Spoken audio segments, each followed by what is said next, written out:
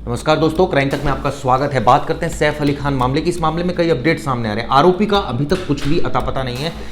10 टीमें बना दी गई है उसको पकड़ने के लिए। इसके अलावा जो एक और अपडेट सामने आया, कल दरअसल नौकरानी का जो बयान सामने आया है, उसने कई खुलासे किए। उसने कहा है कि 2 बजे उसकी नींद खुली, उसको एक परछाई दिखाई दी, उसके हाथ में चाकू था और वहाँ पर जब सैफ अली खान पहुँचे तो हाथापाई हुई और उसके बाद सैफ अली खान के 6 जगह चाकू लग गया। दरअसल ये भी बताया गया है कि हमलावर ने 1 करोड़ रुपए की डिमांड की थी। ये दरअसल जो उनकी मेड है उसने पुलिस को बयान दिया है। मेड ने अपने बयान में बताया है कि घुसपैठिए सैफ अली खान के बेटे जहांगीर के कमरे में घुस आया था। आप सोचिए, कमरे में घुस आया था और वहीं पर उसकी हाथापाई हो गई, जिसमें वो बुरी तरह से घायल हो गई। इस मामले में जो नैनी है उनकी, एलियामा फिलिप, 56 साल के, कल हमने देखा उनके विजुअल्स भी चल रहे थे, उन्होंने पूरा सीक्वेंस बताया। क्या बताया? वो बताया कि 15 जनवरी को रात करीब 11 बजे मैंने सैफ अली खान के सबसे छोटे बेटे जहांगीर को खाना खिलाया। ये उनकी नैनी थी। खाना खिलाया, फिर वो सो गए। इसके बाद मैं और घर की बाकी कर्मचारी भी सोने चले गए। मतलब काफ़ी सारे वहाँ पर सैफ अली खान के घर पर जो है एम्प्लॉयज़ हैं।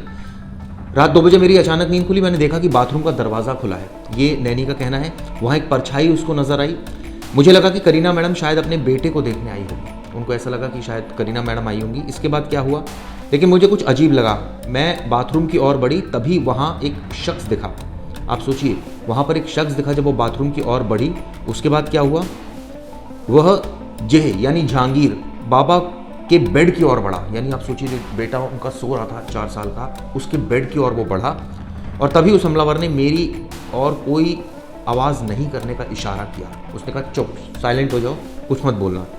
इस वक्त तक जय बाबा की नैनी जूनू भी जाग चुकी थी। उनकी एक अलग नैनी है जूनू, वो भी जाग गई थी जब ये पूरा वाकया हुआ।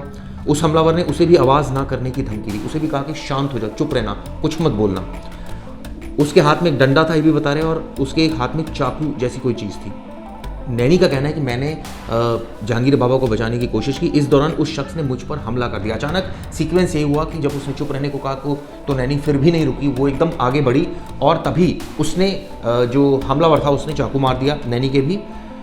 मेरे दोनों हाथों के घाव हो गए। मैंने उससे पूछा तुम क्या चाहते हो? इसके बाद भी पूछा क्या चाहते हो तुम? उसने बोला तुम्हें कितना पैसा चाहिए? उसने कहा 1 करोड़ रुपए।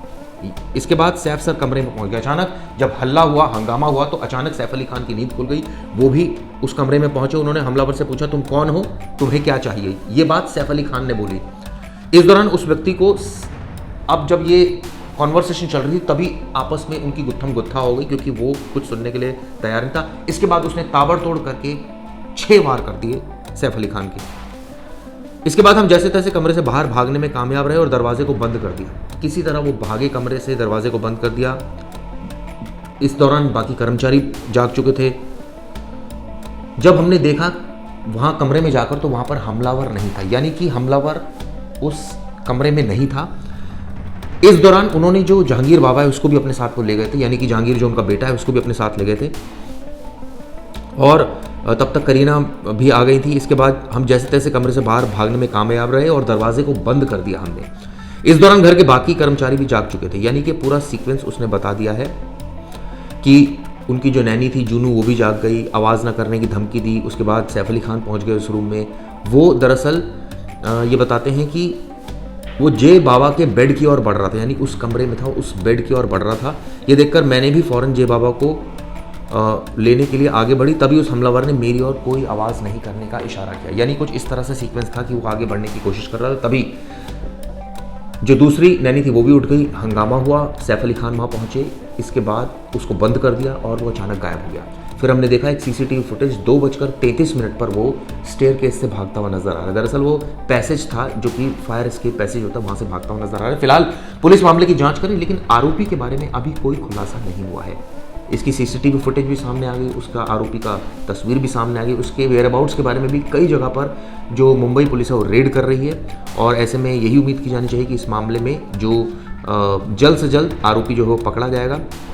कई एंगल से पुलिस की तफ्तीश इस मामले में चल रही है। जैसे हम क्राइम तक पर कल भी हमने लगातार आपको इस बारे में अपडेट किया।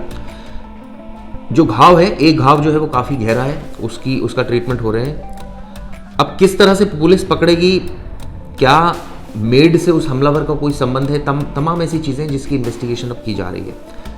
और ये कोई पहला वाकया नहीं जब सैफ अली खान पर मौत का साया मंडराया था, इससे पहले भी उन पर एक बार हमला हो चुका है, उसके बारे में भी आपको तफसील से बताऊंगा। तो अब कई एंगल से मामले की तफ्तीश शुरू हो गई है, लेकिन सबसे बड़ी बात यही है कि जो बयान सामने आया है उस बयान के आधार पर कई चीज़ें अब पुलिस इन्वेस्टिगेट कर रही है। पहला कि उस पूरे जो उनका घर है 11वें और 12वें फ्लोर पर था सोसाइटी में, वहाँ पर कितने कमरे थे जहाँ पर ये पूरा वाक़या हुआ। कहते हैं 12वें फ्लोर पर ये वाक़या हुआ था, कितने कमरे थे, वो एग्जैक्टली कहाँ खड़ा था, कैसे वो भागा होगा, कैसे वो अंदर घुसा होगा, ये सबसे बड़ी बात है। रात के 2 बजे वो किस तरह से क्या फायर पैसेज से वो होकर अंदर घर में घुस गया, क्या घर का लॉक खुला था, कोई गलती से भूल गया था लॉक खोलना, लॉक बंद करना, ऐसी तमाम चीज़ें जो इन्वेस्टिगेशन में साफ होगी। लेकिन इस पूरी घटना ने कई सवाल ज़रूर खड़े कर दिए हैं। आगे भी इस पर हम वीडियो बनाते रहेंगे, आपको अपडेट देते रहेंगे। ये वीडियो किस लिए ज़रूर